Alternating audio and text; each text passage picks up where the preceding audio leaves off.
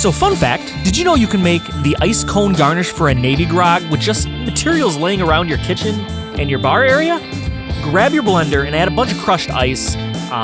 Don't measure it out, just blend that up, and what you're looking to get is a very fine consistency, kind of like a snow ice, a snow cone ice. And what we're gonna make this in is a Pilsner glass. So fill that Pilsner glass up about halfway with the ice, and then you're gonna wanna grab your muddler and just really gently tamp that down. Don't do it too much, otherwise you're gonna break that glass.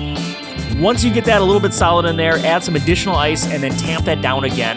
Make sure things don't melt too much, otherwise you're gonna have a hard time punching through it because it's just gonna be a block of ice. And then once you get there, grab some kind of a tool like a chopstick. I have a plastic straw that works really good, and I'll bust through the middle of that to make room for the cocktail straw. And so here's the straw I will be using in the cocktail. Just wanna make sure that it fits.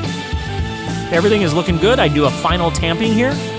And then just turn it over and it should come out pretty easily. If you're having problems, you can always line it with wax paper, but I've never really had to do that. So once you're done, throw it in the freezer overnight, and the next day you'll be ready to make the Navy Grog. Speaking of Navy Grog, click here and I'll show you how to make it.